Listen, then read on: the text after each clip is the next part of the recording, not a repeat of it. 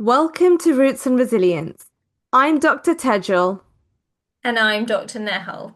We have had some incredible conversations with inspiring individuals that we feel compelled to share with you all. Listen with an open mind and an open heart. You never know, you might just pick up a pearl that might spark something in you. Enjoy. Welcome back to another episode of Roots and Resilience, and we are absolutely honored today to have our guest, Dr. Kully Nijjar, a dentist who literally has done it all. She's built a practice, she's trained new graduates, she's trained graduates, she's worked for the GDC, she's been an appraiser, a mentor, examiner, advisor to the NHS England. She's a mother and a wife. I could go on, but I'm super excited for this conversation today. So without further ado, welcome, Kully. Hello, thank you, ladies. Thank you for having me. Oh, pleasure. I'm going to start actually quite unconventionally, Kully, because I need to get this off my chest, because if I don't, I'm going to forget. Okay, go for it. With the risk of sounding like a fangirl, how do you look so amazing? Like, what do you do to look after yourself? I don't drink. I don't smoke. Uh, I do Have you exercise ever a drunk, lot. like alcohol? Have you never drunk alcohol? No, I mean, I tasted it at university, and Mm. that was, and it had such a bitter aftertaste. I simply could not understand why people had such an infatuation for it. But yeah, it wasn't me. And also, we didn't grow up with alcohol, so it kind of Mm. didn't resonate. And I would say my my turning point to look after myself was probably at 2015 when I did my nutritional diploma. And that's when I learned what you eat is literally what you are. So But what I did am keeping with inspired that. you? What inspired you to do the nutrition diploma? Because that's really interesting. Yeah, so back in around, I got to the point where I knew I was going to sell my interest in the two practices. And we were heading that way. And I knew now that my kids had well, they're grown up by that point. As in, they were A levels, going to be going into university. Uh, and I thought to myself, I have always had an interest in it, and I thought, what I'll do after I sell and fully retire, I'll become a nutritionist. I'll look at maybe setting up a detox retreat or something because I'd started to attend a few, and they were really life changing. So, but then when I started doing it, I realized that I needed to sort myself out first because what I learned was not just what I could apply, but what I could pass over to my kids that they could learn. And I also found so many people on that course. It was a 2 year, it was a 3 year diploma, but because I've got science background in the first year, I was exempt, so we did 2 years of it, and it was on weekends, and that taught me a lot. It taught me a huge amount. What was like two or three key things that that you learned that spurred you to change your One would have been first straight away stress management and the Mm. damage that causes to your body if you're not kind to your body, if you're not feeding it what you should be feeding it. Um, and then the trickle down effect of that. So it was literally, I can't tell you, people talk about, oh, do an MSc in this, I want to do endo, I want to do oral surgery. I just think you need to do a nutritional course and that will really change your life. So, and I did it. So I'm qualified nutritional therapist, but I don't really use it. I This is kind what of, I mean. Kully, your intro could have gone on quite a bit. We didn't even get to the nutritionist part, did we? I don't even, I can't even remember now what led to that. What led to that question? Oh, looking after myself. Yes. Yes. So, yeah, looking after myself. Yes, no alcohol. Meat I reduced and then I cut it out totally. But I do cheat now because I've realised some benefits to certain types of meat. Pescatarian, exercise. I've picked up yoga, and I've always tried to look after my skin. So that's my. Amazing. I mean, I think you have to invest in yourself. Yeah. You Very do. grateful. And we're so especially excited to have you because if for anyone who's met Kully, she has this presence where when she walks into the room, she has this incredible aura that is just so infectious and you just want to be around her. She is super, super cool. So let's roll back to how it started. Tell us a little bit about where you grew up, Kully. So I'm a Brummie, if you haven't noticed that in the accent, which I think I'm never going to lose, but I'm okay with that. So yeah, we uh, my family home originally was in a little place called Smethwick. Um, uh, we grew up, there's four of us. There's myself, two brothers and a sister, and I'm second. Eldest is a brother, then me, then sister and another brother. We had it was a very working class background. You know, my parents, foundry workers, laundry workers, kind of workaholics, 24/7, weekends, whatever you would give them, they would work. Very few luxuries. So we kind of, games or whatever we created amongst ourselves, uh, and an extended family. So we were on one street, but there was like a couple of houses. One was two houses. One was my uncle's, one was another uncle, and my gran lived in one of them. So it was a tight-knit community, but very traditional, culturally very traditional. Um, where there were restrictions, but there were, looking at the time, you'd think, why am I being restricted? But when you look back, that's how it was, and that's the best thing that your parents could have offered you at the time, just because of their own kind of, they're scared themselves. So yeah, we were kind of raised in quite a strict, I would say, environment, and I would say probably the girl slightly more, because of that's how the tradition culturally it was then. But yeah, and then I was in Birmingham. We moved around a little bit over to one other place, but I studied there, went to school there, went to college there, did my A levels there, and then moved and I did my degree. Well, I qualified in 1992. So you have to work it back. It was four years and one term then, and it was at King's when it was just King's, and they hadn't merged with Guy's. So it was Denmark Hill, Camberwell. So I kind of went from Birmingham to Camberwell, which was also a bit of a shock because I hadn't lived out, I hadn't done anything, and then we'd gone to a little area of southeast London, which was challenging in itself. How did your Yeah. family feel about that? Like you were the eldest daughter, and you were moving away to further your education. How was that? How did that? Were they supportive of you, pursuing your degree, or did you really have to kind of push to do? There had to be a push. I Hmm. mean, because they were first generation here. My parents were first generation. They actually got married in the UK. Mhm. So they weren't married from India and then came here. Their families had settled here and then they got married here. Um, and I don't think any of us were expected to go to university. It was going to be a case of you get to a certain age and then the next step is marriage. And that's just how it looks and that's just how it works.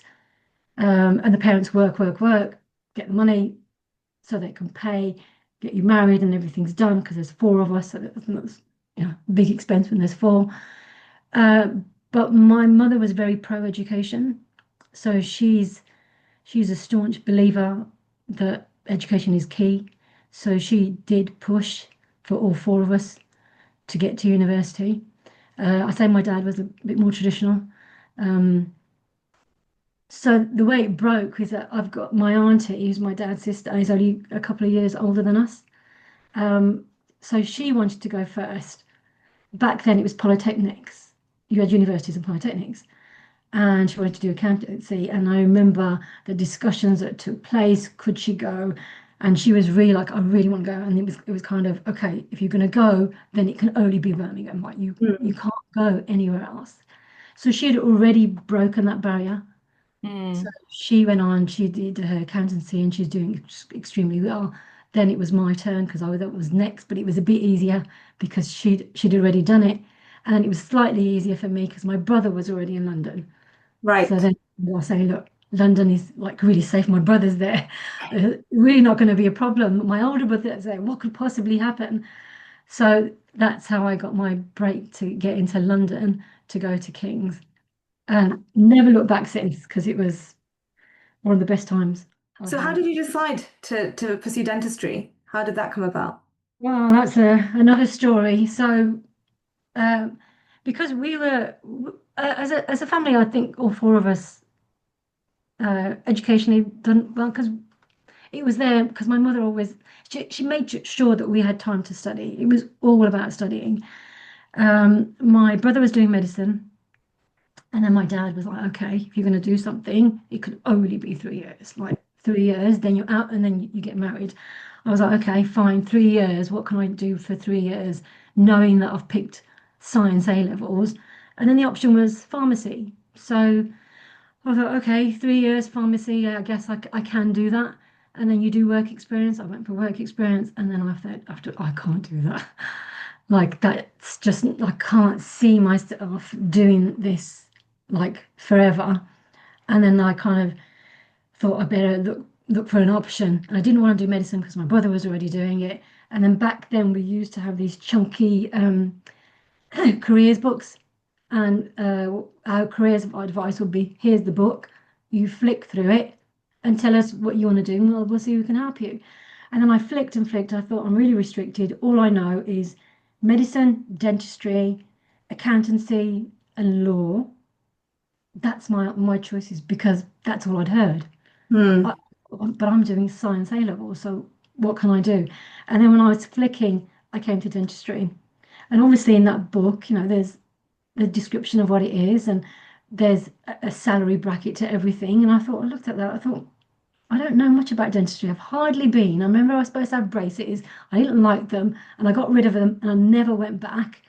Um, but I've never been phobic of going to the dentist, and I thought, okay, this is like a real option that I could potentially do this. So I organised my own work experience. It was at local surgery. They took me in for a week. And I just loved it. I just thought, I can definitely do this. I can absolutely do this. He had the variety of patients that were coming through, and he was seeing so many patients. Every 10, 15 minutes, it was different. The procedures might have been the same, but the experience was different because the patient was different. And that's when I thought, I'm definitely doing this. But then I had to break the news to my dad because it was 4 years in a term, and that was more than three. So he kind of got his head around it, but kind of still insisted that I go to Birmingham. But I kind of managed through lots of conversations to say, actually, my older brother's there. So really, Actually, Kully, I can you've go to been London. having difficult conversations from a really, really young age and handling Yeah, difficult situations. What's your advice to people? How do you get good at having difficult, tough conversations? I don't know whether there's a skill. I mean, I wouldn't say I get it right all the time. But yes, when you have to put an argument forward to the simplest things of what you might want to do, then you do learn a way. And through your mistakes, you learn different ways of potentially doing it. And I think I've learned a way to, when I was young, probably not to hold back, is just to go in with it and say, this is what I want, this is what I want to do. And if there were fireworks, let there be fireworks. But I know that, people are calmed down. And if I don't give up, if I still go back and say, but I still want to do it, and I can put an argument forward, I it's difficult for people to be totally unreasonable. But yes, some situations So you from have. a very early age, you saw hard work. So you've had that kind of work ethic built into you. Then you've also had to be persistent, to kind of, persevere and to push boundaries and break sort of, the mold a little bit to kind of become independent. Um, so when you got to uni, how was it when you were just in London, as a student, coming from a traditional background, sort of free? How was that for you? I think because my brother was there, it was a bit easier. Was he at 'Cause King's as well? no, he was it was St Mary's Hospital, Right. He's like 2 years older than me. So he was already there. So settling in was a bit easier Mhm. because we could travel to each other. And first year I got halls of residence, which was in Camberbank at the King's College halls of residence. Um, and then it was hard. I'm not gonna lie, because it was, you've come from a protected background where you could barely go out. You know, as girls, the restriction we couldn't cut our hair. We weren't allowed to cut our hair. Wearing dresses, we weren't allowed to do that. So there was a lot of restrictions. And now, by that time, we'd grown, like we did cut our hair, we made little changes, and the girls were going out, they're going to university. And the boys, it was quite strict for the boys as well, to be fair. So it wasn't just that the restriction was on the girls, it was more the protection was on the girls. And as parents, Mm. that's what they feel that they were doing. So when I got to uni, it was like, no one's going to say anything to me. I can go out, I can do all these things, but I was still nervous to do it because, I mean, how do you go from doing none of it to having all of this freedom? But I developed a good set of friends very early on, who I'm still friends with. So, and that helped. We were like-minded. Uh, we enjoyed to go out, but we were there to work. We knew we were there to work. By that time, the grant system had finished because there used to be a grant back then that your education was being paid for.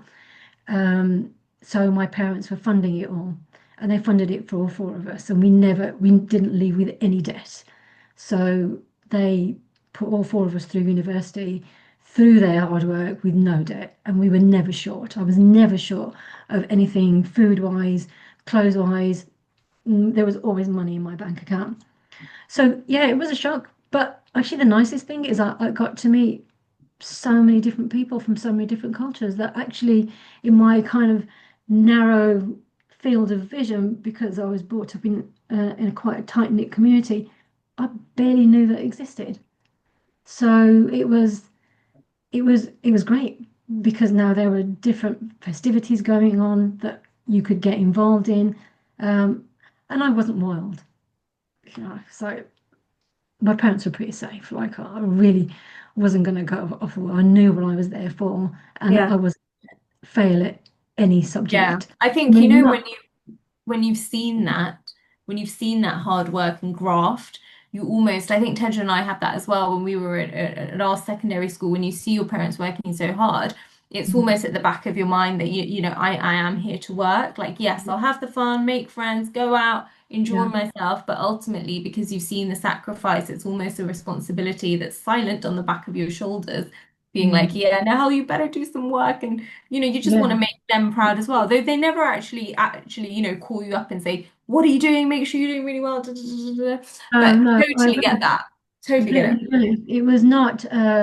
It wasn't. I would say it was like it's kind of passive pressure.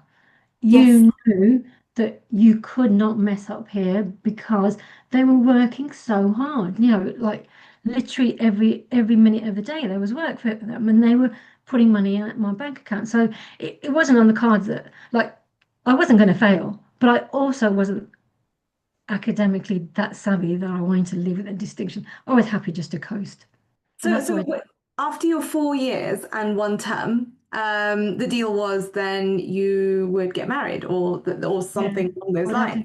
I was going to So, come back. so how did that unfold? So what actually happened, interestingly, I had 4.5 years in a term at uni. It was great. We had a great elective, did nothing, went to Singapore, had a great time, just went I to the went to Singapore university. too, Kully. High I bet five. you, I bet you worked though. Yeah, yeah, we had to. Yeah, you definitely worked. We just thought it was like a jolly. We went there for one day. We just made out that we were there. We did go to the university, dental school. We did for one day. We did do it. And I did coast, but I learnt my lesson from coasting because when I qualified, I felt really incompetent. I was nowhere near ready to see patients. So that made me really nervous. I was at uni, I'd be like, who wants this patient? You want it, you can do it. I'll nurse for you. And I didn't make the most of it. So I got through everything. We didn't even really have quotas back then. It was like just kind of do what you want. But I realised when I finished uni that there was no way that I was ready. I knew myself. Like I just thought a patient in my hands, I wouldn't wish that on anyone. I was not ready. So luckily I got the house job at Birmingham Dental School, when you do those general duties job, Hmm. which is a godsend because at least I could go back and pick up and try and close the loop on the procedures that I was really weak at. Because you do a bit of Um, everything, don't you? did a General bit of duty. everything. Yeah, Yeah. general duties. It was a bit of everything. And it was Birmingham. So I was back home, which was perfect. Yeah. Um, but once I did that, it was only 6 months. I still didn't have the confidence. I still thought there's no way I can do a proper molar endo or take a tooth out. Like I just, I knew I couldn't do it. But back then it was called vocational training and it was optional. It was a voluntary scheme, and I got myself on it. I just thought I need someone to handhold me a little bit more. Um, and I did. It was a 12-month scheme, and my trainer was amazing. And that's when I learned. That is when I closed the loop on everything that I'd learned in uni, tried to apply it. He was a great educator. He was a great mentor. Obviously, the NHS system was very different then. But after that, so 1.5 years later, I would say I felt confident to treat patients on my own, but knowing I still had gaps, and that was now for me to fix. So when the vocational training became compulsory, I was really pleased because it made a massive difference to my start in dentistry. And I think having a really positive start early on really is make or break. Even at our stage, when people have not had a positive experience during their VT, it literally puts them off practice. And that's when they're looking for other avenues. They end up sort of feeling almost forced to specialize because they feel like they've got no future in practice Yeah. because it's just not gone um, Mm. well, particularly well for them.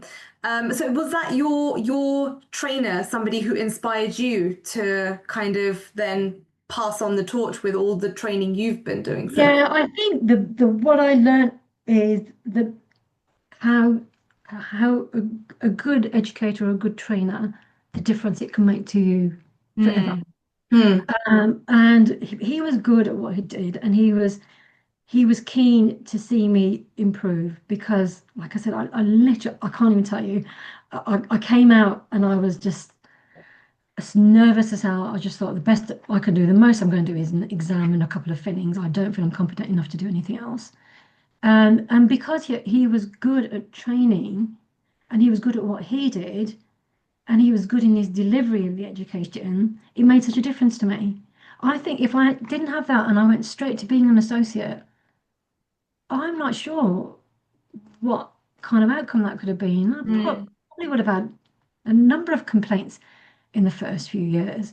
I probably would have had way more stress seeing patients because my nervousness wouldn't have gone.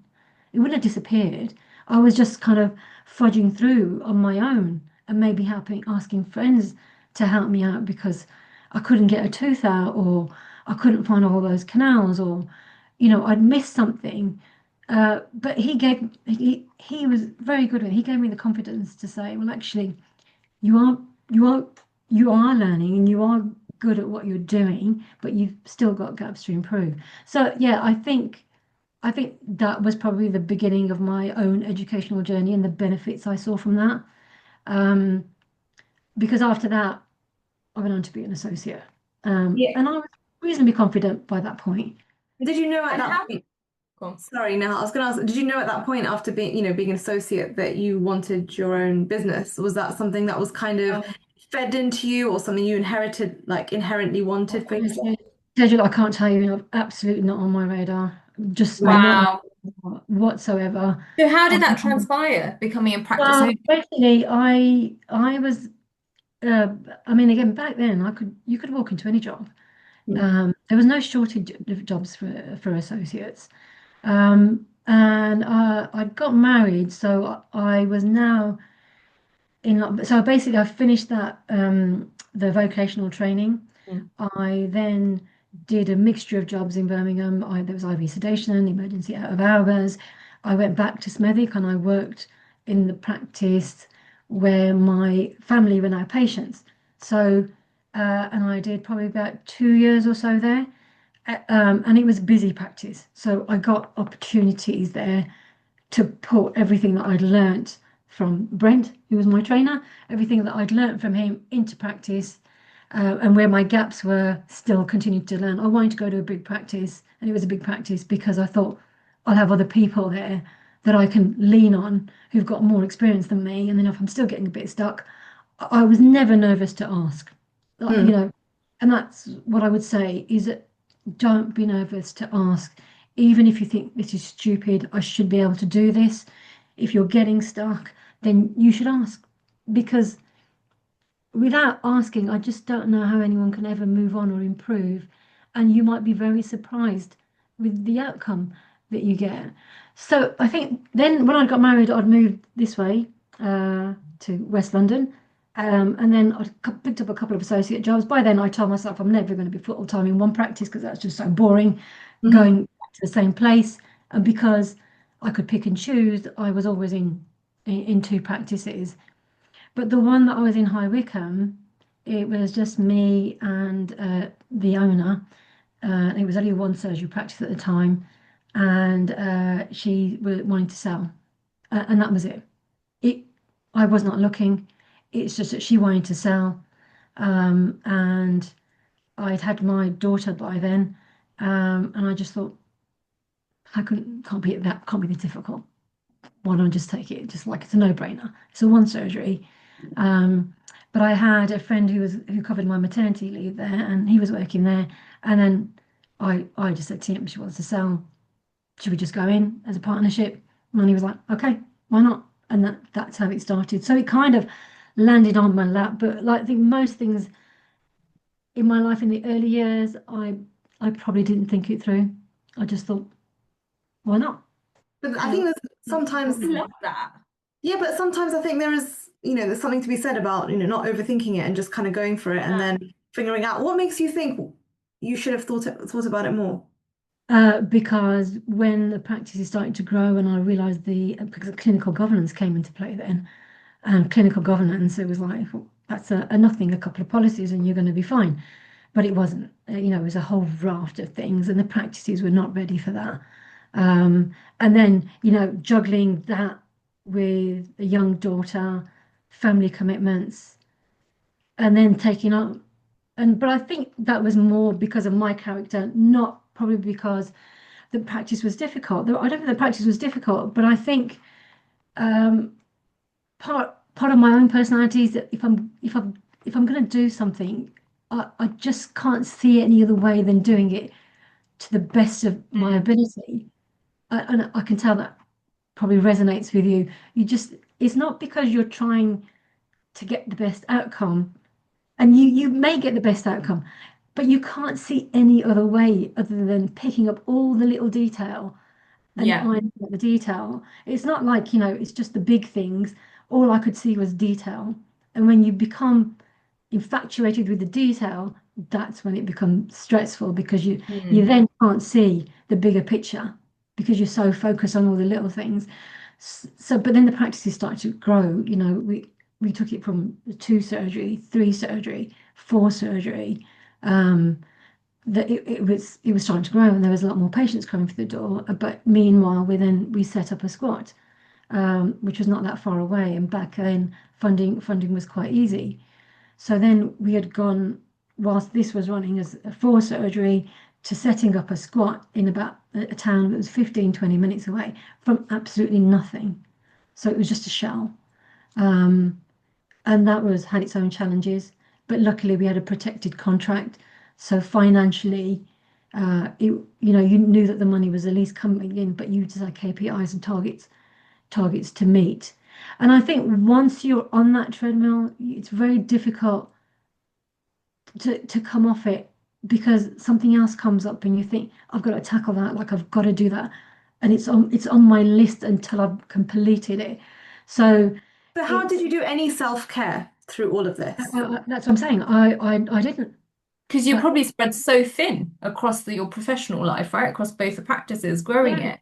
And then you yeah, with your no. young one, your daughter. This is why that's why around 20, it took me probably, I think the first practice we took over was when we took it over from her was 2001. My daughter was born in 1999, so, and then my son was born in 2002. And I think the squat we set up, I think it was probably around 2003, 2004. So you had two young ones. Really young Yeah, it kids. was the two very young kids. Um, but I didn't take care of myself. That was the issue. That's the trade-off. Do you think you ever burnt out? I think had I not made some changes, for sure. Hmm. Uh, and I think a lot of dentists don't recognize that they are on that trajectory to burnout unless they make some changes in their lives because we work in such a high pressurized environment. I don't think people realize it. Literally every 10 minutes or so, you've got a deadline to hit, and that deadline is in someone's mouth. You've got sharp instruments. You have to be focused. It's not, we can't just say, oh, I'm taking a break. I'll come and pack the amalgam afterwards. I'm going to go and have a cup of tea now and come back. Not possible. You've got patients waiting outside now. So, and if you didn't have time for breakfast, well, quite frankly, you just simply weren't going to eat. You could grab something in your lunch, but in my lunch, I would be grabbing paperwork because there were bills to pay, there were things to do, there were things to answer. If that was a staff issue, we would have to do that, and then I would be collecting everything to rush back to pick up the kids from school because I also wanted to make sure that I was there at the school gate to pick them up because I couldn't drop them off, but I Hmm. wanted to pick them up. So I kind of became known as a special K lady because that's all I ate. Special K. Everyone knew Cully's Special K is in the cupboard. She's got milk. She's going to have a Special K around 3 o'clock in the afternoon because that would feel well to go to enough to go then leave and pick up the kids. So, anyone who's been an associate in my practice will be able to tell you a Special K. But I mean, How how long can did you you? do this? How long did you do that? That routine. Oh, I can't remember a long time, at least 2000, well, maybe a good 8, 9 years. It was, Did you find that you literally have your mum role and then you have your like associate slash practice owner role? Was it a constant battle between, and difficult to shift from one gear to the other? yeah. I mean, I think anyone who's, and I wouldn't say you have to be a working mom. I think anyone who's got external responsibilities, be it elderly parents or other family or, any other responsibility outside of work and in any other job, it's, it's a, it's difficult to wear all those hats and know when to take which hat off, Mm. when to put the next one on. Um, But as a practice owner, I think you're juggling lots of hats. You've got your clinical director, your HR, your finance director, your marketing director, and the responsibility of those thousands of patients that walk through your surgery door, even though they're not seeing you, it is your responsibility. If you haven't got your practice and your procedures up to date, if your staff aren't trained the way they should be trained, if they haven't got the tools to work with, then something would happen at your practice and you're accountable for that. But then when you rush off to the school gate, you've got to park all of that, even though it's still going on. You've got to switch off, you've got to pick up the kids, get back, and sort them out, whatever needs doing for them. But like I knew that I had sled work to do, so I was pretty strict with my kids, and they'll be the first to tell you that I had to have a routine. Like it just simply wasn't going to work if I didn't have them in bed at a certain time, because then I could go back and finish off whatever paperwork I needed to do. So by tomorrow, the emails were sent, people knew what they were doing. The thought that someone was waiting for me to complete something or give them my okay something and that stopped them from working, I could be up till midnight, 1 o'clock, whatever it took to make sure that tomorrow they knew what they were doing. So yeah, I mean, it's very difficult. it's very Who difficult. supported you through that time? That time, like did you have a support system, a support network, like, or how did how did you? It's I think you get so um almost robotic in what you're doing. Mm. Everybody else is involved in their own careers and their own work. Mm. I don't think anyone other than someone who's a dentist or an owner could really appreciate what you're doing. It's only like-minded people that could really appreciate it fully, I feel. I mean, there was support with the kids, but they had the grandparents here, so I knew if I had to go to a meeting, I had to go somewhere there was childcare provision, and that's massive in itself. That's Mm. huge. Not having to worry about the childcare or was there going to be someone at home. So, um, I, without that, it would have been even harder. Um, so I did have that support. My husband had his own career, very different than mine. So he had his own jobs, and he was progressing in his career. But I think when you're self-employed and it's your own business and it's a healthcare business, it's a different ballgame altogether. Mm. I'd say healthcare business is just very different. Um, and you'd probably I think you have to be a certain type of person to be able to uh, come home and not worry about were all the patients okay today? Where So all these, were you that person? yeah, I would worry. Yeah. So how? Yeah. Okay. Fine. Yeah, Yeah. But then was your partner different to you? So would you kind of balance each other out? no, his work was very different. I think if you're in healthcare and you are, Oh no, I mean your business partner. Your business partner. oh yes, no, well, yes. So he was very different, and that would work for us because I would be the one that was like about the detail and Mm. had lists and to do things, and we had timelines to complete them. And he was quite laid back. So the staff loved him because they could have a laugh, they could chat, and whereas when they saw me, I'd be like, "We've got to do this, you've got to do that. Have you done this? Have you done that?" So it got to the point where you thought. I'm getting a bit naggy. I could even hear myself thinking, God, all I seem to do is nag people. And yet they're laughing over there, but I've just got a list of things that they need to do. But I knew that I wasn't going to get any peace until that list was done. I mean, I don't know if there's a ADHD thing going on and I've got some neurodiversity that too late for me to find out now. But it was probably going on, and I just couldn't see how this stuff couldn't be done. But then, Mm. my partner, he had a much better outlook because he knew that he needed that work-life balance. I couldn't see that. To me, and I think, but that could be because I'm a mother and I'm a working mother. And I think when there's men in dentistry, they normally have their partner at home who's either got reduced hours or is Holding the there fort. and there who's going to Yeah. actually like the kids. Hmm. Whereas I felt for me that was my responsibility. Like I Like need you to, have that mental load, right? Like mm, just making sure everything's arranged and yeah, sorted. yeah. So we kind of worked, but there were times when we would also clash because my personality, it was when I put my hands up, I think I was quite anal that I couldn't see. It just needed to be done, and I didn't have enough time in the day to do it. But when things started to get done, and I think I loosened up a little bit and I started to delegate more, that's when life got a little bit easier with the practices. So how did you develop the skill to or the will to want to like to delegate? Because sometimes when you're a bit of a control freak, you like things done a certain way. It's really hard to let go. So And was I that actually something? think a lot of dentists are like Yeah, very like to do it their own way because essentially you treatment plan your own patients.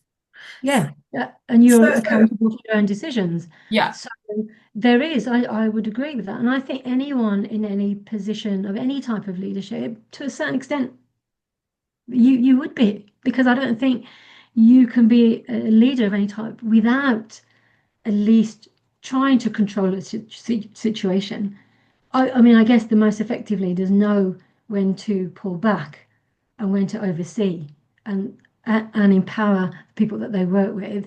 But yeah, the control thing and making sure that it was done to the detail that I needed was difficult to let go.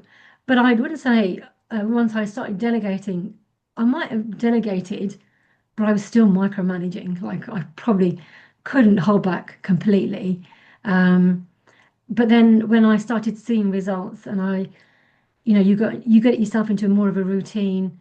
And then when I got the comfort that a process was now really well embedded and the person just got it, I I would be happy to let go at that point because I felt that they would learn well and my trust was there and I knew that I could take my eye off the ball and it would be okay.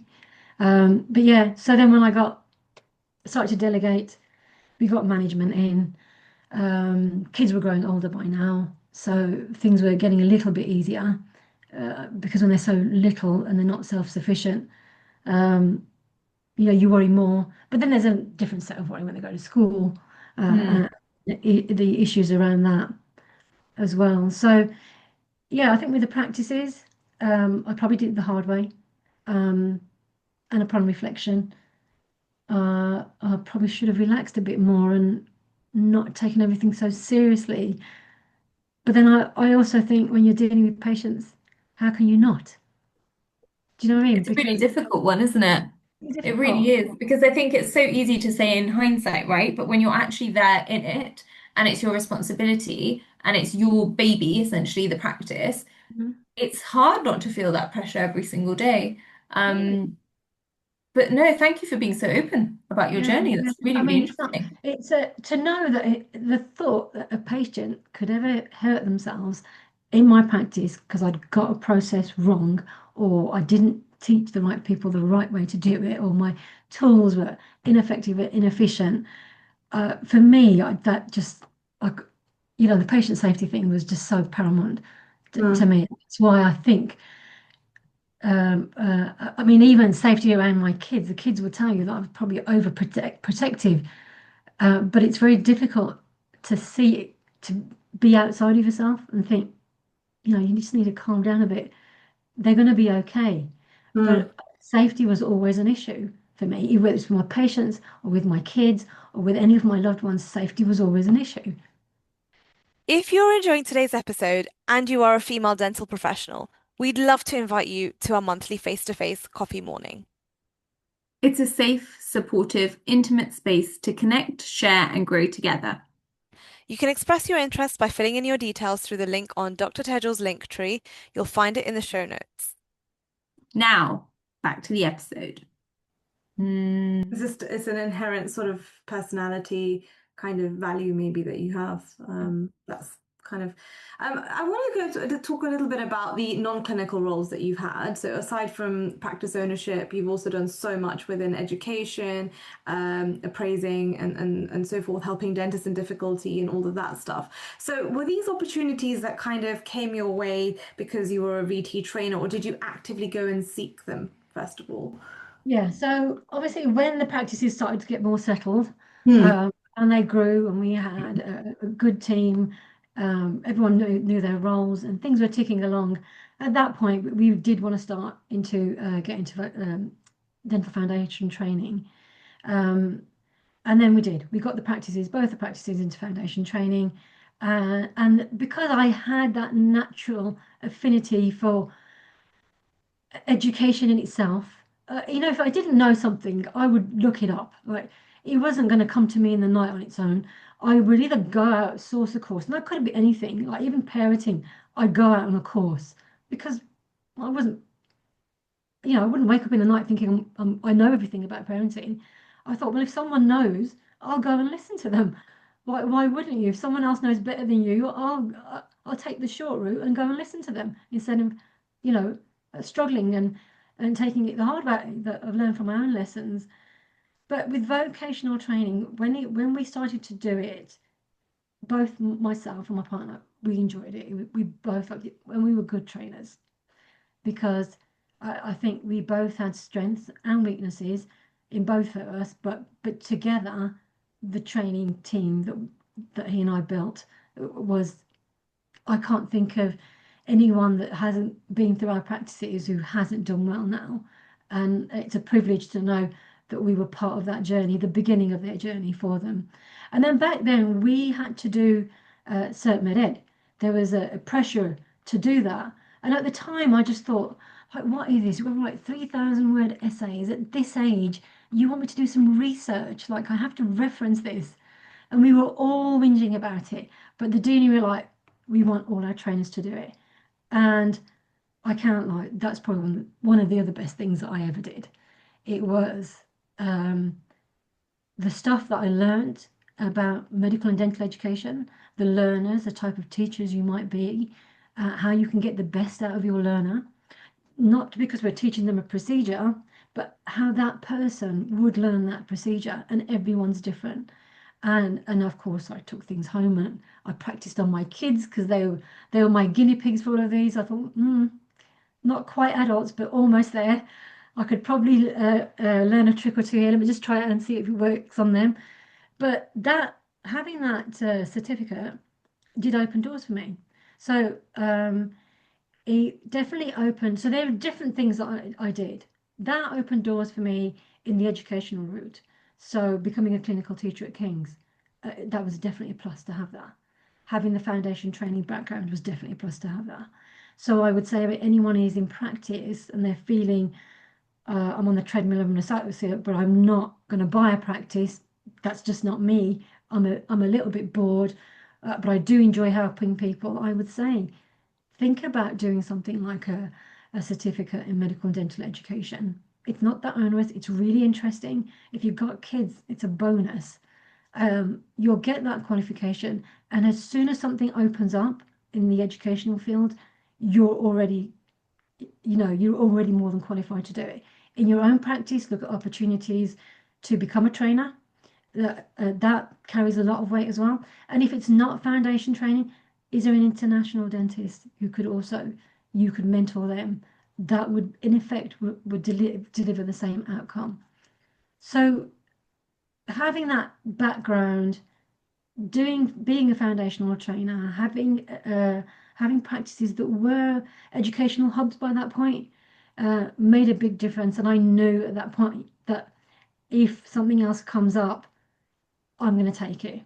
Whether I've got space to do it or not, I'm going to take it, because what's the worst case scenario? I can't cope, I give it up.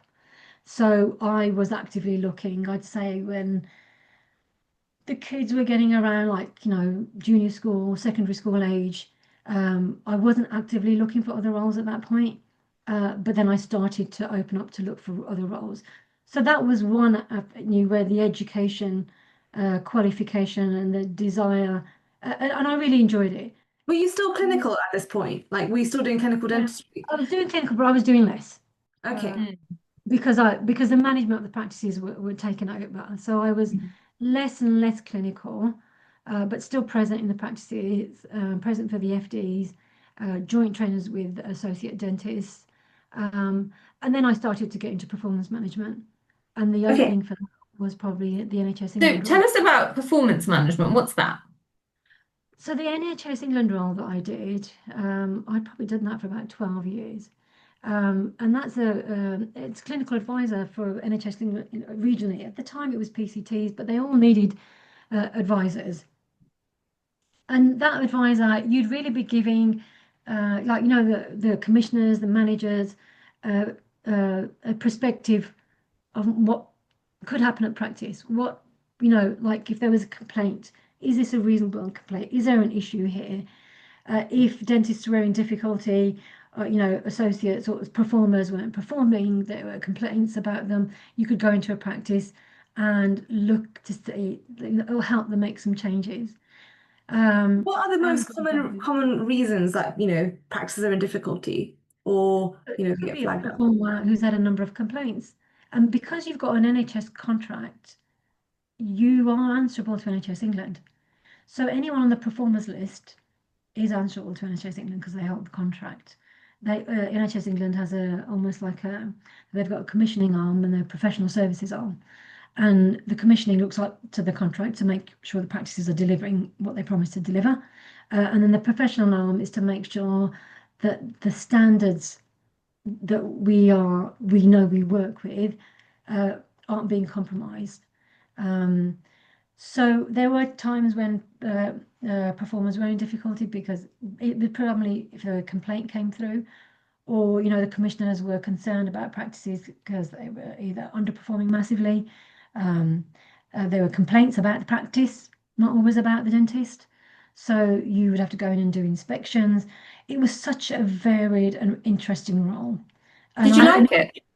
Sorry, go on It now. was something that you would just do, like it was just one day a week. Mm.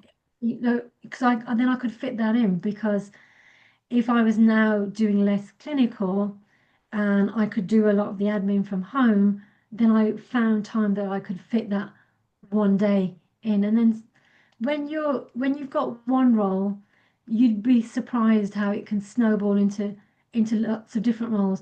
And you also got to look in the right place. They're not always advertised, so they're not always advertised in the BDJ. You can't fully rely on the BDJ. So and it becomes hearsay sometimes that something is about to be advertised, and you just need to know where you're looking to get a look in for even a potential interview. So what happens if a practice is massively underperforming? Like, what do you actually do? You go in to figure out what's going wrong, and then do you help them do you support to rectify it, or are you just doing the identification? Sometimes it's a mixture of things. I mean, sometimes it is just underperformance, and then there's no other issues.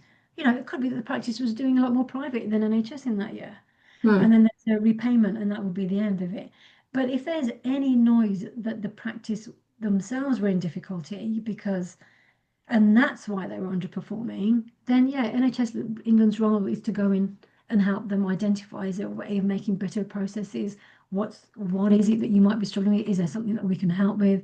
And sometimes it could be as simple as that their processes just weren't as efficient as they could have been. Or they had problems in recruitment. Obviously, we can't help with recruitment, but you can get an understanding that it's actually not their fault, but they're trying.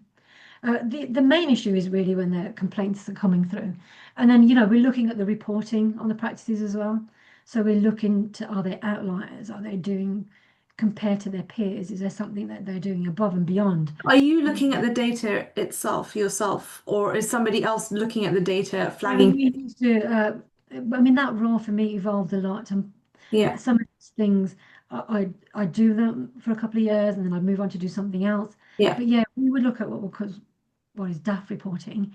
We would look at, there would be an advisor in there with the rest of the team, and the team was saying, but look, there are outliers here. And I'd say, well, it could be that if their extractions are high and their endo is low, it kind of explains why the extractions are high. But then the question becomes, what are they not doing enough endo? So if you were concerned, you could do an audit of records to see, was it appropriate to do that extraction as opposed to an endo, was the patient given the choices? So you're looking at lots of different factors. But you also like doing you've also got like the investigator hat, right? You're looking at details, you're picking up, and you mentioned earlier on you're very sort of attention to detail sort of thing. So it kind of, I feel like naturally lends itself to these kind of roles where you've got to be, kind of quite discriminative and be quite inquisitive. Explains why I enjoyed them so much. Yeah, and also I suppose being like an examiner for the ORE, if you are, examining, every single, because I know, it's a very, very difficult exam that. It's a very difficult exam. It's massively difficult. And examining, the clinical aspect of all of those is incredible. But I think, do you know what strikes me? Is because I remember earlier when we started the coffee mornings, people would say, and I think I was one of them, I'm just a dentist. I'm just just an average bog standard dentist that works in practice. But this is so amazing because it really showcases the variety and breadth and scope of just, I don't even want to say the word just, of being a dental practitioner. There's so much you can do clinical and non-clinical, but I think the thing is no one knows that all of this exists. No, because we are so honed into specializing, you know, Yeah. Yeah, like clinical oral specializing. surgery, restorative, perio, looking at all the clinical disciplines. But honestly, you've been in practice for long enough. You are an expert in general dental practice, and there's so many skills involved in that. You're not just doing endo. There's and actually, uh, the performance management bit or becoming an examiner, this is stuff that you do every day. Uh, so you are specializing in general dental practice. Uh, Mm.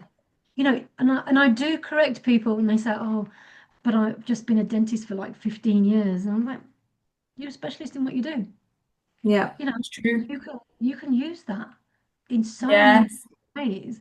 Um, you're not just take the word just out of it. It's Yeah. multifactorial what you're doing.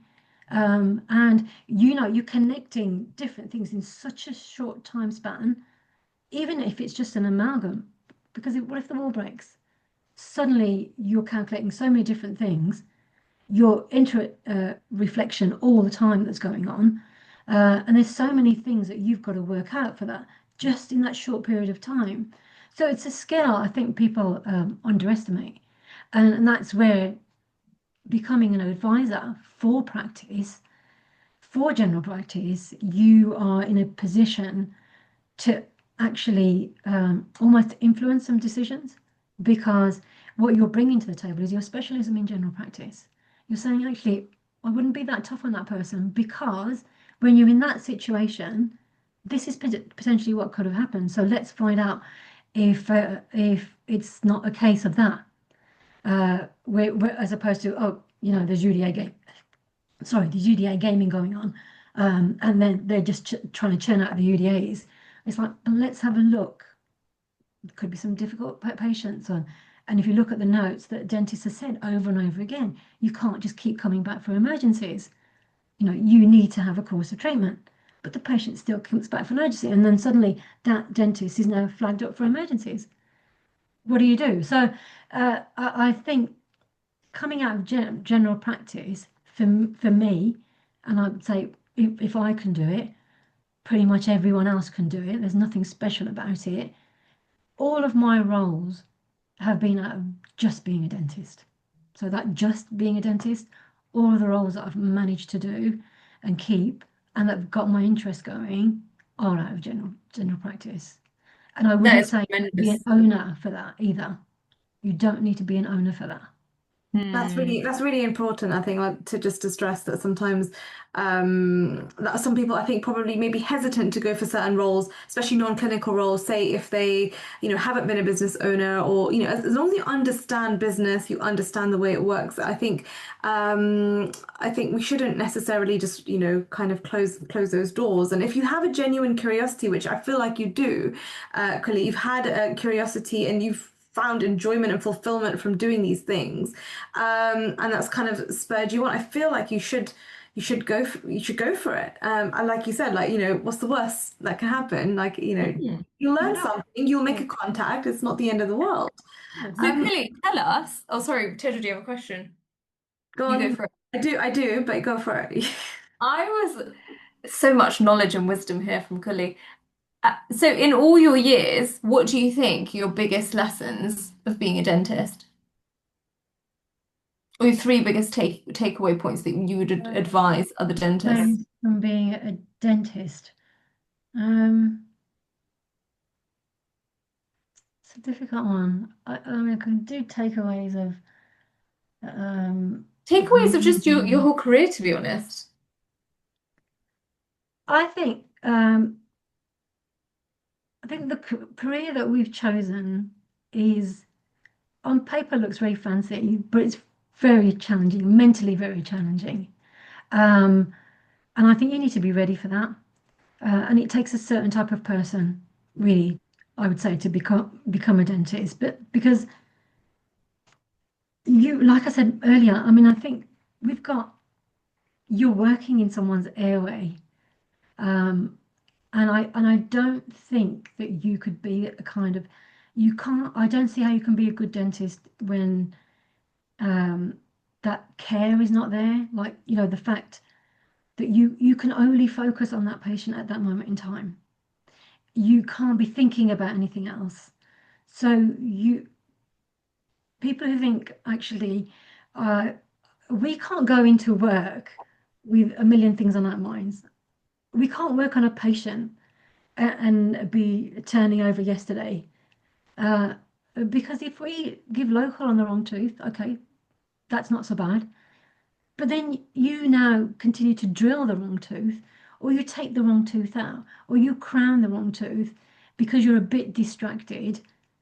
That is irreversible, So I think uh, to be a, I mean, it's difficult for me to say what constitutes a good dentist, but I think you have to have the ability to literally switch off everything else and when you're working on that patient. If you don't naturally have that ability, Kully, like if you're that person who's always switched on, do you think with effort and self-work that you can learn to switch off?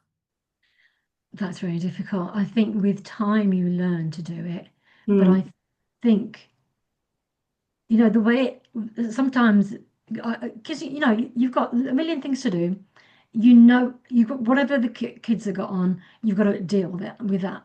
Or, if they were screaming their heads off in the morning and didn't want to go in, and you had to just leave them at the door and scoot off, it plays on your mind. But I think I'm the kind of type of person that I double check everything. Um, so it might take me longer. If I know I'm distracted, I will take longer at doing something because I'm kind of, uh, you know, what's that phrase? Like a sea mistress would say, you measure twice and cut once. Mm. So I'd constantly be checking if I was taking a tooth out and I knew that there had so much chatter going on, I would look and look and look and look before I actually put those forceps on. Um, so I think you've got to know yourself. I think you've got to know the areas where you if there's you're struggling switching off, and they're human factors. We all struggle on certain days of switching off. You've got to just keep checking on what you're doing because it's hard to remove chatter from everything else that might be going on in your lives when that patient's in the chair. And you've just got to try. I don't know of any other tools. I think what happens over time, you learn a way that works for you. And actually, sometimes seeing patients is just the best distraction you could possibly get. So it kind of can also switch. Mm. You have the ability to totally switch off because now you're seeing your patients. Mm. And it's only in the gaps when, the to-do list comes back up. But Mm. when you're with your patient, you are just completely with your patient. Can you Yeah. can you share with us, sort of when you've assisted dentists in difficulty, what are like the top couple of reasons dentists find themselves in difficulty in your experience? I think a lot of to do with self-confidence. A lot of it is stuff that they just simply didn't know. And it could be, I've come across a few international dentists that have had difficulty, and that's because I feel they just didn't know and they didn't get the right start. It's not because they were bad dentists or that the patient wasn't communicated with. And I also found in a couple of cases that I've done performance management with, one of my other roles was they were called NCAS at the time, but now it's the dental performance service. There's another middle name which is totally gone. But we go in and we will assess, and it's a very in-depth assessment. Yeah, dentist practitioners performance service. We will watch the dentist work. We watch them in their clinics. We sit and we don't give any comment. We simply watch them work. We watch their communication with their nurses. We watch their communication with their patients. And sometimes I think some of the people I've seen, I just think there's probably a neurodiversity issue going on, and I'm no expert, but we just haven't picked it up. And in the early days when I was working with it, because we used to do occupational assessments and they used to look for neurodiversity.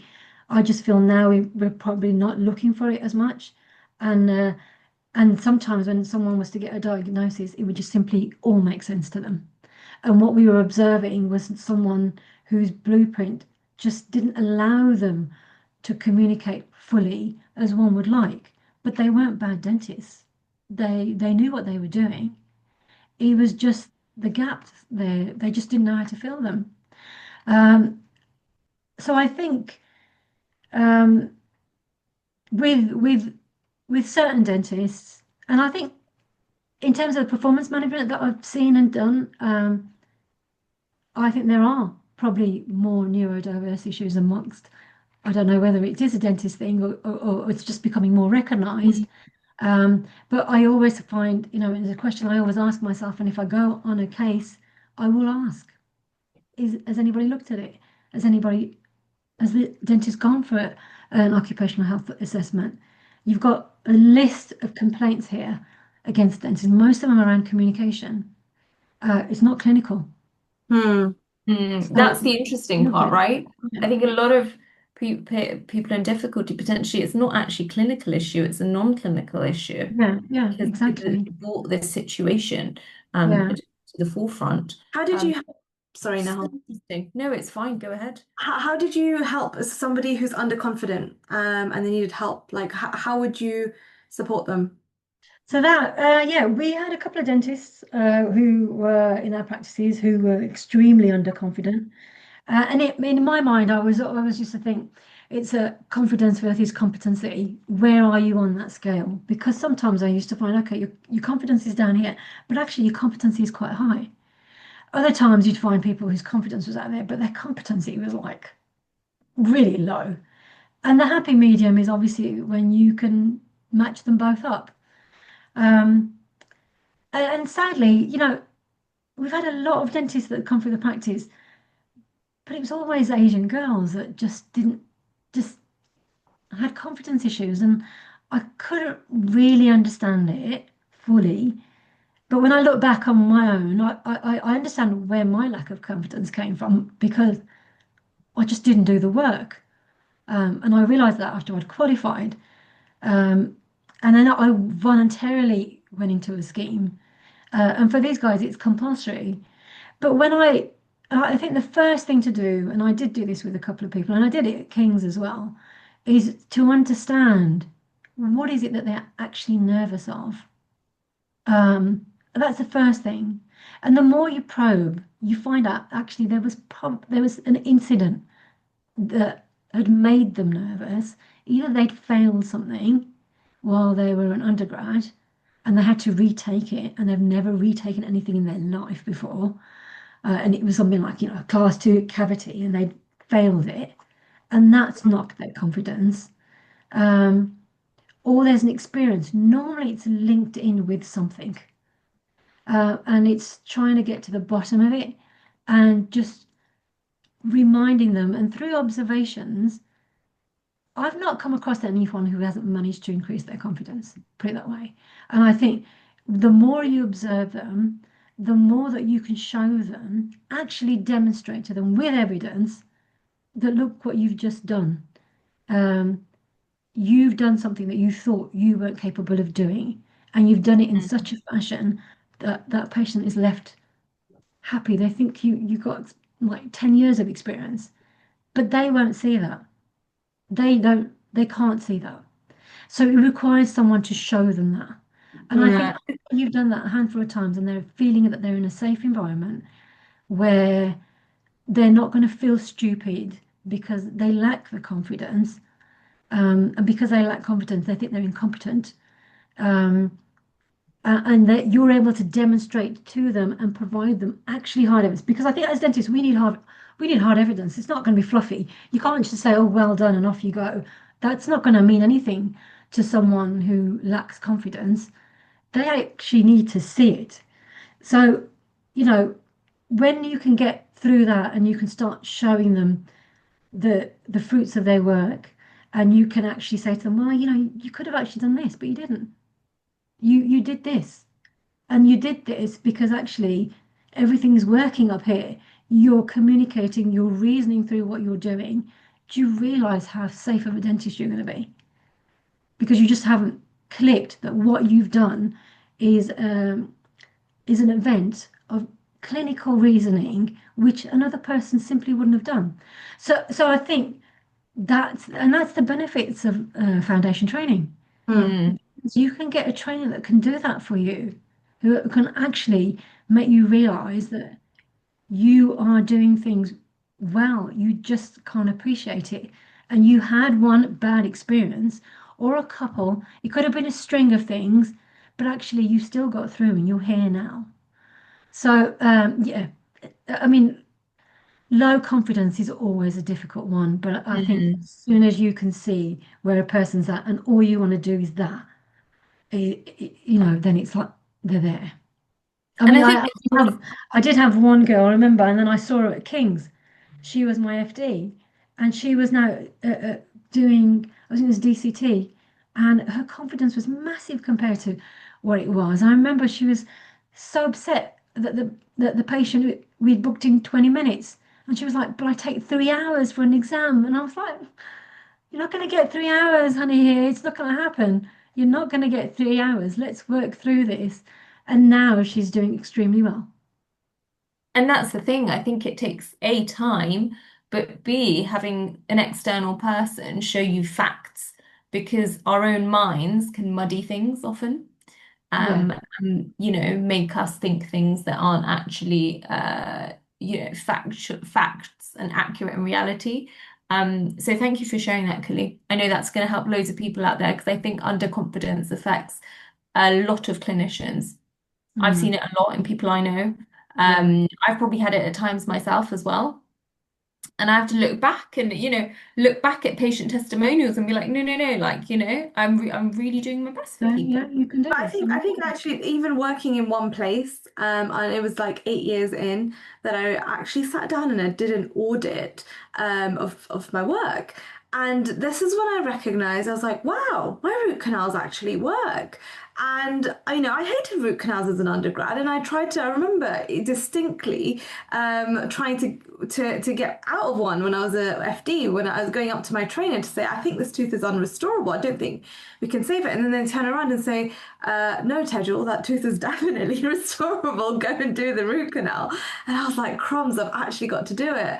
And I did it. And then obviously, I guess working in a practice, there's lots of work coming through.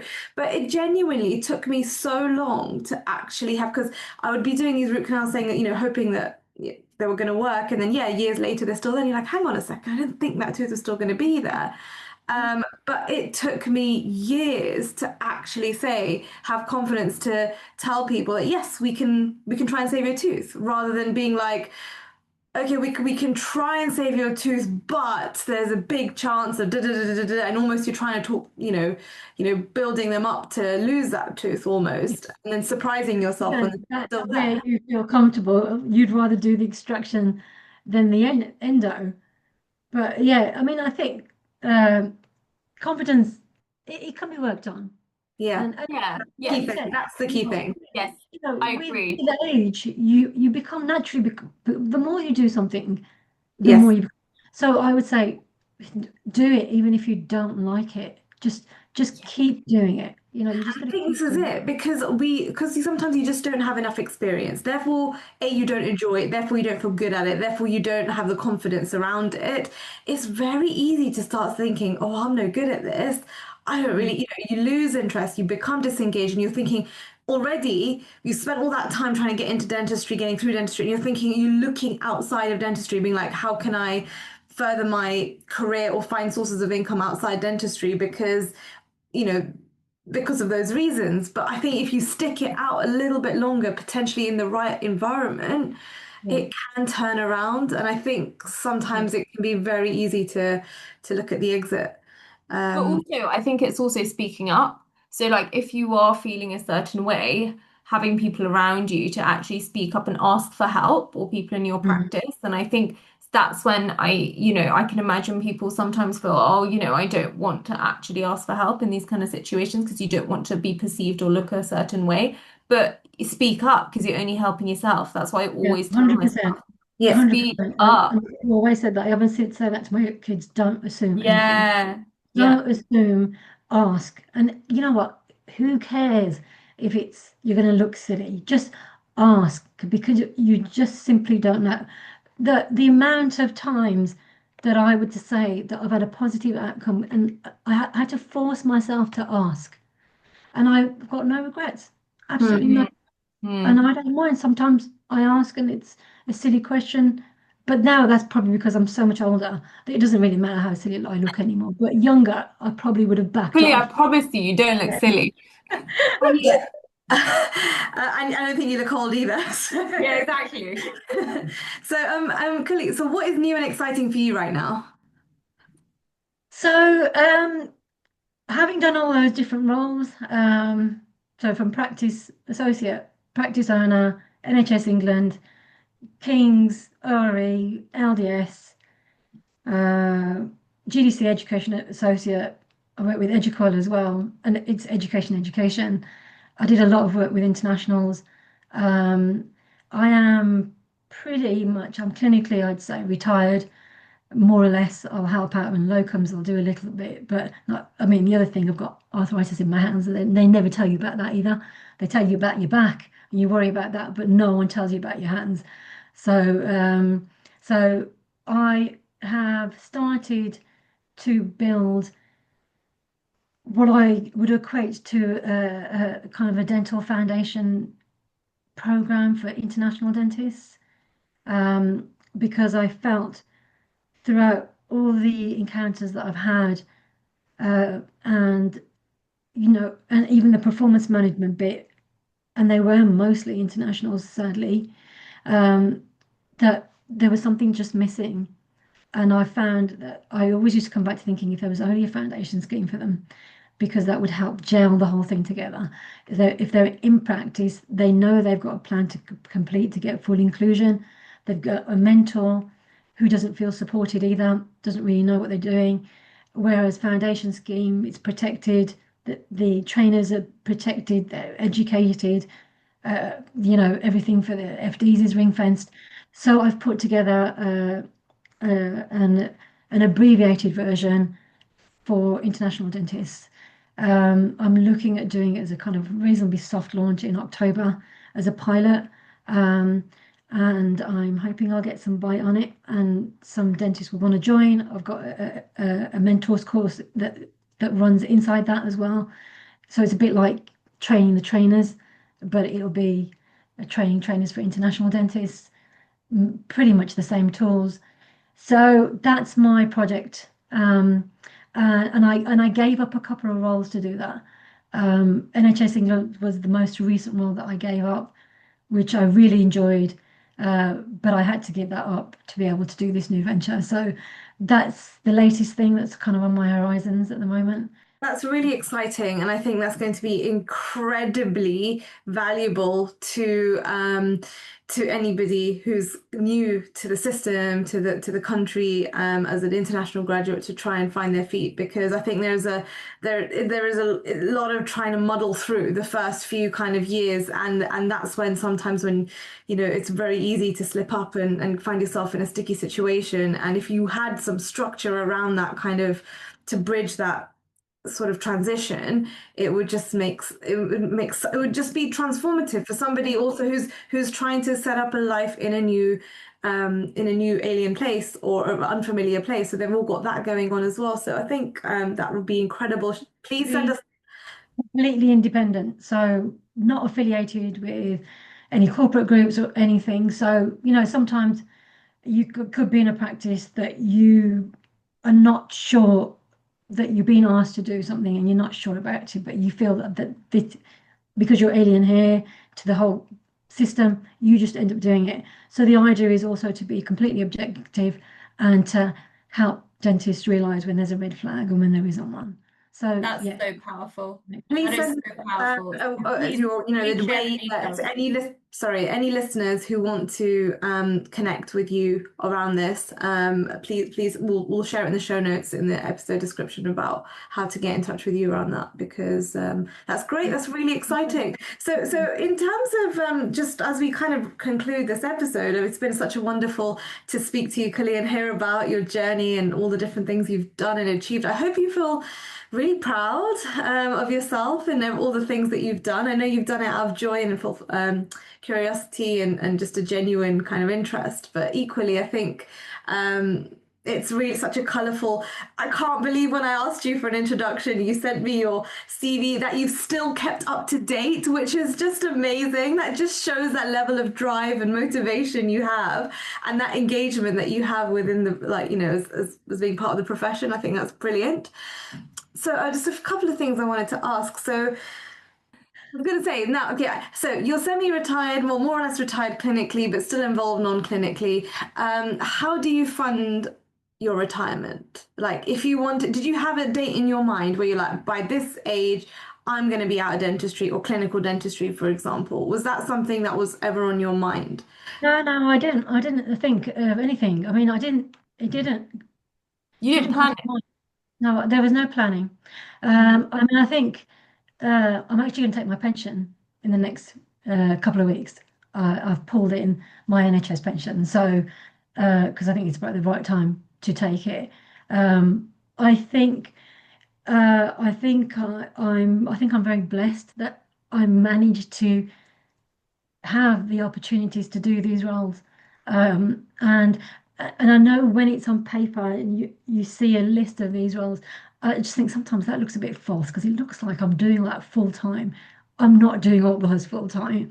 It was alongside general practice, and they're roles that I knew that I could dip if I didn't have the capacity and they asked me to do something, I could just simply say no. But it was really hard to even say no because I'd find the time to make a bit of space to go and do that examining.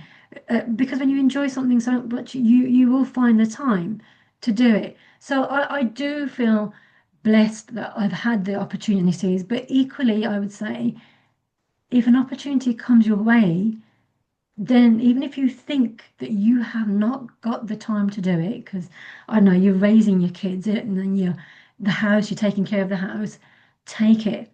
Take it because when you do come to retirement, you're going to have a whole stack of things that you've got in the back that you can do. So it's not, you can't see now the reason to take it, but take the opportunity. It might be that you only do, I don't know if it's an examiner, you only do one diet a year.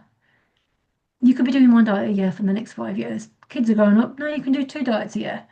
Get your foot into the door because that will allow you to grow that role. So anything that comes your way, take don't it. twice before you just turn it down because you think that you can't fit it in. Hmm. So I have a question. You mentioned arthritis of your hands. I've never heard a dentist say that. You're right. It's always back problems, neck problems, or seeing a chiropractor. Yeah. A When couple did of that start?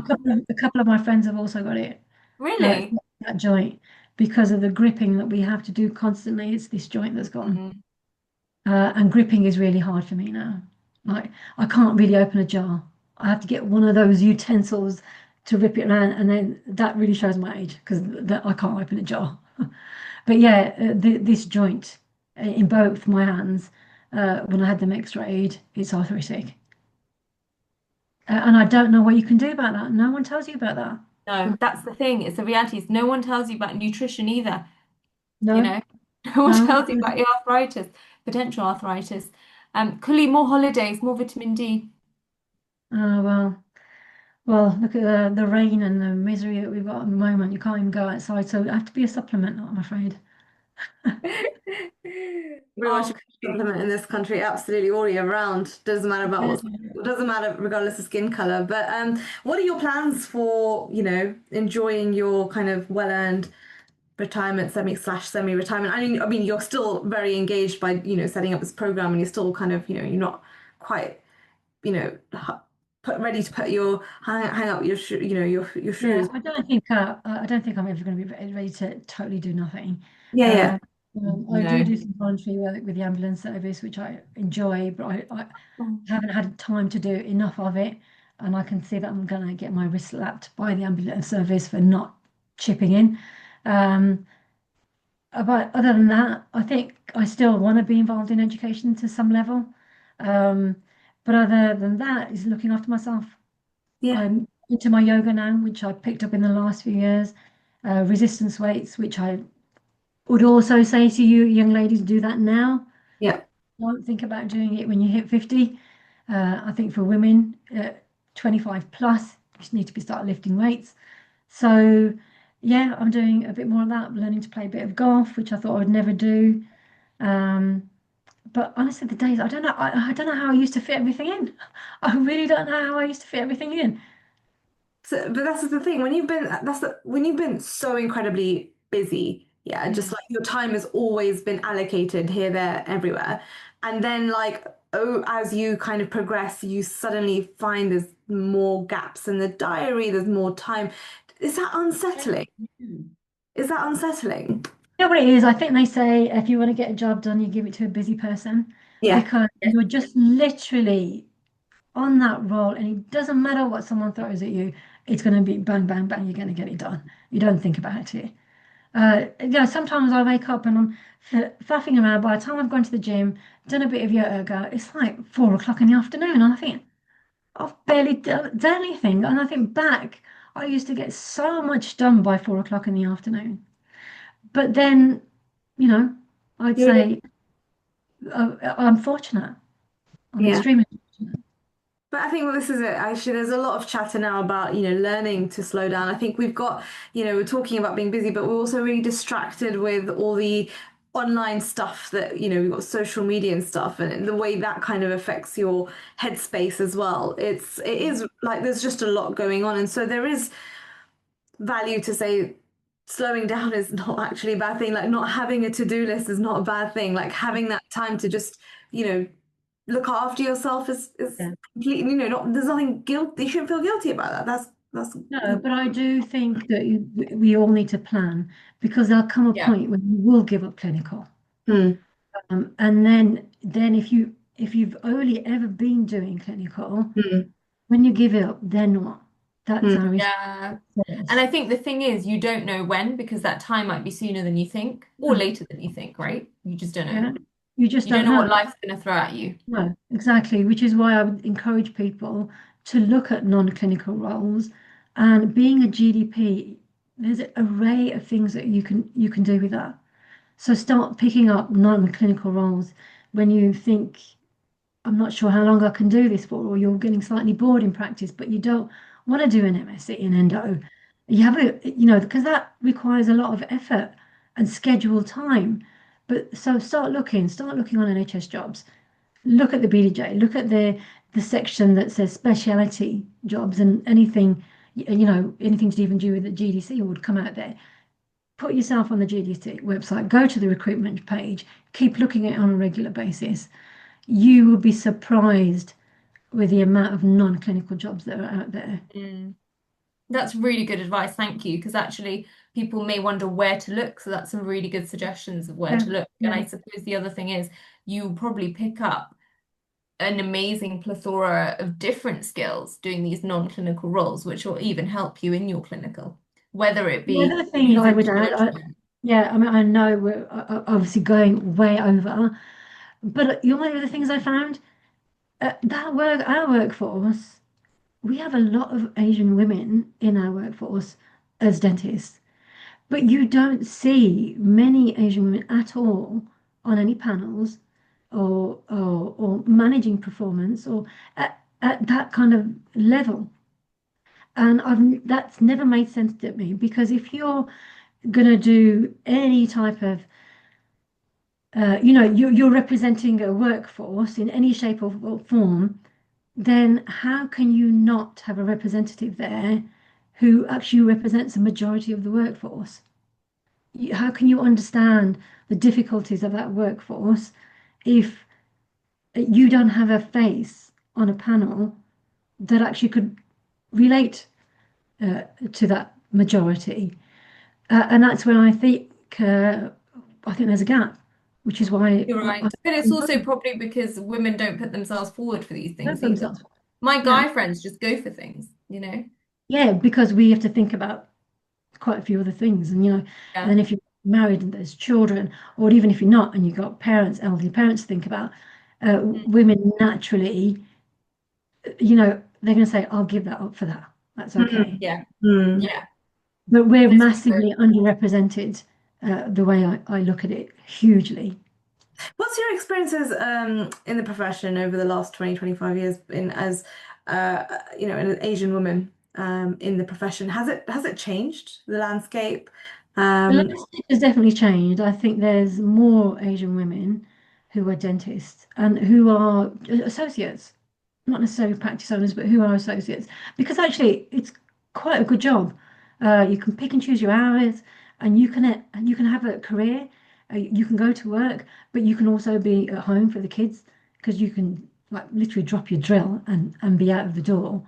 Um, so I think the kind of the geography of the workforce, the diversity of the workforce has changed hugely, but I feel like we do need more representation, mm, uh, and Mm. we need more Asian females to step into these roles. They are even if so I'd say that at least there's more females coming into the roles, whether they're Asian or not. mm. Seeing more females moving into these roles, which is great. Mm. Because otherwise, it was mostly elderly men kind of set in their ways. And sometimes I used to think, have you got any idea what it feels like to Did you deal have with? any role models when when you were working? Like, is there any woman that you looked up to? There Really? really, there really wasn't any other females. It's only, when I started on FD training that I met other females. And I think that's the other thing. If you're in practice and you don't get out, you're not going to meet anyone else. Yeah. Yeah. Yeah. You both Yeah, said yeah you're at the so same right. time. Oh my gosh, yeah, twinning. But You you know, hit it's a so chord funny. there. The last time I saw Kully, I was literally like to Kully, Kully, I want to be you. I want to be like you. And I said, Like no, me. you No, really no, don't. you don't want to be like me. Oh, No, but so that's what I'm saying. I think we need to step up. Yeah, you're right. but But you know what? You leading the way. I hope yeah, you know Yeah, that. yeah. And I'm so, so, so But I happy need the younger that you're on generation, this you podcast. guys to step up now. I need you guys to step up. You're gonna be our inspiration. But yeah. I No, Uh, do, I'm we so really gone. Sorry. I'm just so happy you're here because it really the value you're giving to our listeners in terms of what they can do in, as part of their career if they do want to go down this portfolio career route is incredible. well, Uh, it makes a difference to someone. Yeah. They're hearing it and they think, you have to find them first, but the jobs are out there. But you have to be ready to say, I'll give it a go. Let's just give it a yeah. go. Yeah, no, I think what you've achieved is incredible. Especially now you just mentioned not even had anybody really to kind of look up to be like, well, that's possible and I could be that person. And I think for our generation, we're super fortunate that we've got women in positions of leadership that we can look up to. We've got Asian women, or women of color who are in places that are visible and so that give us like encouragement and courage to kind of keep pushing ourselves, because I think you guys have kind of maybe broken those barriers and glass ceilings. So thank you so much for your time, for joining us. It's been a lovely conversation. I've really thoroughly enjoyed it, and I'm sure our listeners have as well. But as we wrap up, we normally finish by just asking, from your journey and everything we've spoken about, if there's one, you may have touched on this already, but if there's one key lesson that you would like to reiterate, what would that be? I think that don't turn any opportunities away just because you think that right now I'm not going to be able to fit it in. If an opportunity comes your way, take it. I would say take the risk or you're going to lose the chance. So that would be, and I think without knowing it, that's probably what I was doing because I was just, if it came my way and I saw it, I was just like, I didn't even think about where I was going to fit it in. I just took it. That's wonderful. Yep, go for it. Go for it. Don't overthink it. And you just don't know what's going to come out of it. So You absolutely don't. So I would say take it. Just take it. You just simply don't know. Thank awesome. you, Kully. You've been awesome. Oh no, thank you. I really enjoyed the conversation. Thanks for tuning in. If you enjoy this episode, don't forget to hit follow on Spotify or Apple Podcasts and to hit subscribe on YouTube so that you never miss a new one. It really helps if you rate and review the show, and if you found this episode valuable, share it with a friend, family member, or colleague. We appreciate your support and we'll catch you next time. Bye bye.